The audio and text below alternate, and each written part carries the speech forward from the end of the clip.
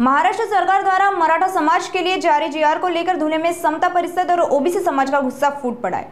अखिल भारतीय महात्मा फुले समता परिषद ने मुख्यमंत्री को ज्ञापन सौंपते हुए जीआर को तत्काल रद्द करने की मांग की। उनका कहना है कि हम मराठा आरक्षण के विरोधी नहीं हैं, पर यह आरक्षण ओबीसी कोटे से नहीं दिया जाना चाहिए।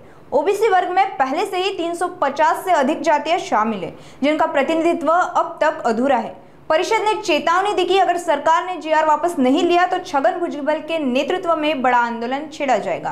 महात्मा फुले समता परिषद आणि समविचारी ओबीसी संघटनांतर्फे आज आम्ही 12 सप्टेंबर रोजी सन्मान्य धुळे कलेक्टर मॅडमांना निवेदन देण्यासाठी आलेलो होतो।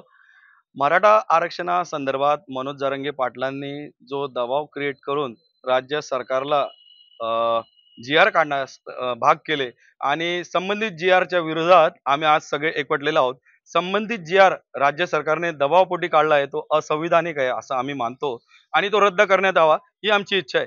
मराठा समाजाला आरक्षण मिळवणे ही आमची कधीच भूमिका नाही। आरक्षण मिळावं परंतु ते 27% प्रवर्गात ओबीसी प्रवर्गातून न मिळता सेपरेटली देण्याचं प्रोव्हिजन करावं अशी आमची इच्छा आहे।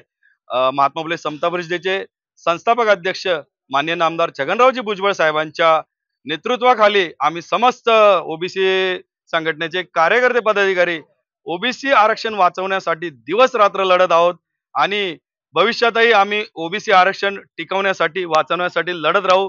छत्रपती शिवराय, क्रांतिज्योती सावित्रीबाई फुले, महात्मा ज्योतिराव फुले आणि विश्वरत्न डॉक्टर बाबासाहेब आंबेडकरांनी घालून दिलेल्या संविधानावर असं कोणी जोर जबरदस्तीने धाकदपटशाने आरक्षणास धक्का पोहोचवू शकत नाही।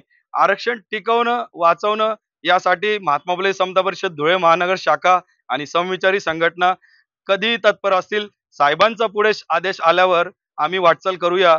लवकरच दसरा मेळाव्यानंतर मुंबईत धडक मारण्याचं आमचं नियोजन चाललेलं आहे। तरी माझ्या सर्व समस्त शाहू फुले आंबेडकर शिवराय प्रेमींना अर्जव आहे की आताच या सगळ्या एकच पर्व ओबीसी सर्व आताच आरक्षणासाठी या, नाहीतर येणारी पिढी आपल्याला माफ करणार नाही।